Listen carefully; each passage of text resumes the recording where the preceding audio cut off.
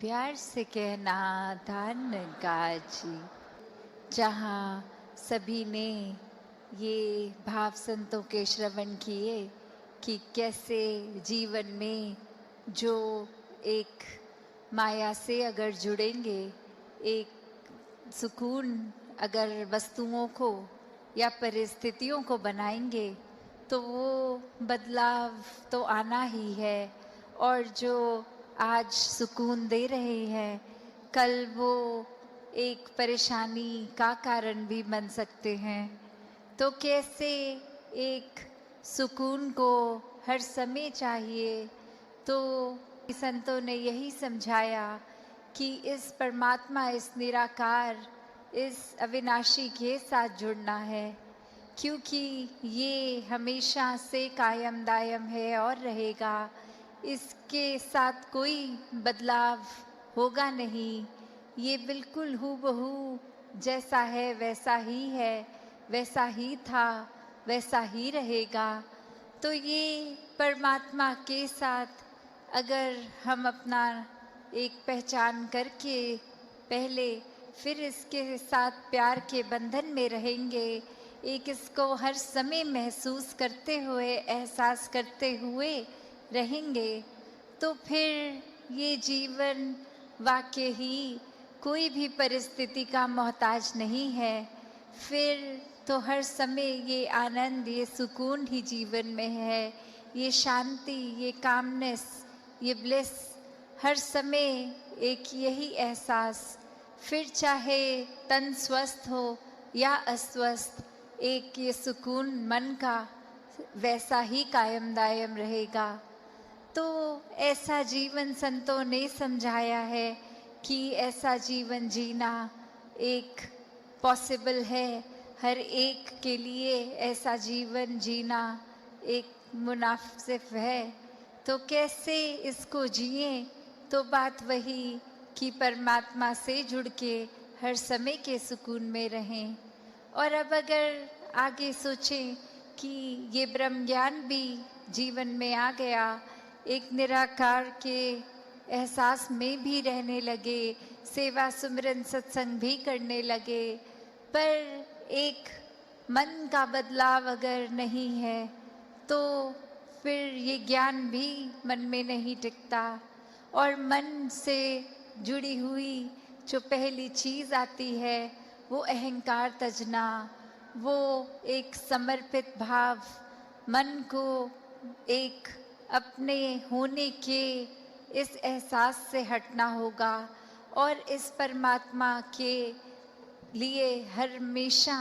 अर्पित रहना है, एक सेवा में अर्पित रहना है। तो ये सुकून यहाँ समर्पित होने के बाद जो मिलता है, तो कैसे समर्पण के साथ सुकून। तो अपने जीवन में जहाँ हम समर्पण की बात करते हैं, तो ये समर्पण कैसा समर्पण है?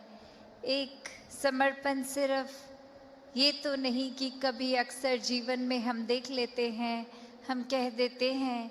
कि हमसे कोई सीनियर है, वो कुछ ऑर्डर्स दे रहे हैं और हम करते चले जा रहे हैं। अक्सर किसी ना किसी प्रोफेशन में देखा है, ऑफिसेज में या किसी भी सर्विस में,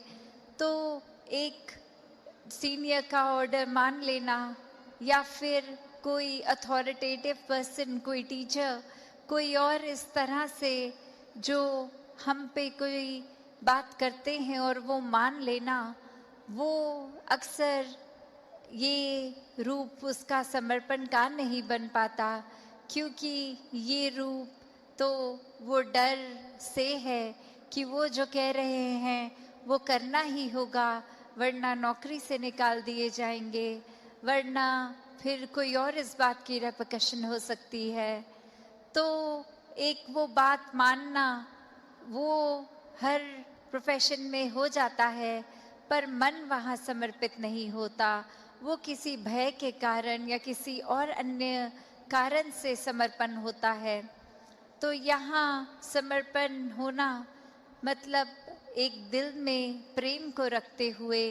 प्रेम से समर्पित होना, ये प्यार से अपने आप को खोकर सिर्फ इस परमात्मा का होकर, ये समर्पित भाव मन का अगर इस तरह का समर्पण है तो वो मुबारक समर्पण है। तो कैसे एक अक्सर बात ये होती है कि हमने समर्पण अगर कर दिया तो ये जो इतने सालों में अक्सर अगर हम सोच के भी देखें कि छोटी उम्र से ही पढ़ते लिखते एक डिग्रियां मिल गई, एक हमें कोई और उपाधि मिल गई, तो ये कमाने के लिए चाहे कितने वर्ष लग गए, पर जब समर्पण की बात आती है, अहंकार को तजने की, अहंकार गंवाने की, तो उसमें उतने ही साल नहीं लगते। ये तो एक पल में ही समर्पण हो जाता है। जैसे ही ये मन समझ लेता है कि ये शरीर मैं नहीं हूँ, ये आत्मा का असली रूप परमात्मा है और शरीर ने तो अपनी यात्रा कुछ सालों में करके इसका एक विनाश हो जाना है, तो कैसे ये समर्पित जीवन जिया जाए जब तक जीवन है। तो बात वही एक कहानी के साथ तास अपनी रखना चाहेगी कि एक बार एक गुरु के पास शिष्य आता है जो काफ़ी सालों के बाद, और आते ही अपने गुरु के आगे 1000 सोने की गिनियाँ दे देता है और ये कहता है कि इतने वर्ष मैंने काम काज किया और बात मन में यही आती रही कि आपके सामने आशीर्वाद लेंगे जब 1000 गिनियाँ पूरी हो जाएंगी, और आज ये बोरी भर के आपके पास ये समर्पित करने के लिए आए हैं और आप इसको कबूल कीजिए। वहीं वो गुरु वो लेकर सामान अपने शिष्य से कहता है कि ठीक है, तुमने ये दी, मैंने स्वीकार करी, और अब ये जो सामने नदी बह रही है, सारी की सारी ये गिनियाँ उस पानी में बहा दो। और अब वो शिष्य के मन में सवाल कि क्या ये एक क्या ही बात हुई, इतनी मेहनत जो करी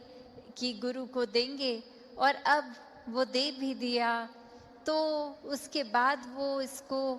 अपने पास नहीं रख रहे हैं, वो इसको नदी में बहाने को कह रहे हैं।